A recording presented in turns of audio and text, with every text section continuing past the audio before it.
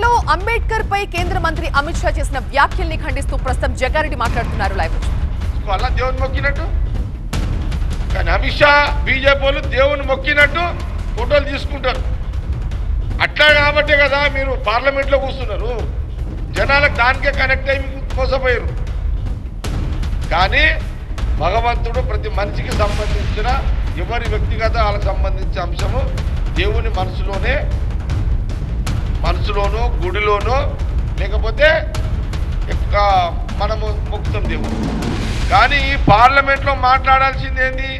ప్రజా సమస్యల మీద మాట్లాడతాం. అలాంటి రాజ్యాంగం తెచ్చిన వ్యక్తే బిఆర్ అంబేద్కర్ గారు అనేదే అంశం. ఈ ఆలోచన బీజేపీ నాయకులకు కూడా రాకపోవడం, దేవుని పేరు చెప్పుకొని బతుకుతున్న బీజేపీ నాయకులకు ఈ ఆలోచన లేకపోవడం చాలా బాధ అనిపిస్తుంది. తెలంగాణ కాంగ్రెస్ పార్టీ దీన్ని తీవ్రంగా ఖండిస్తుంది. అయితే చెప్తాను, ఒక్క సెకండ్ చెప్తున్నది కూడా. కాబట్టి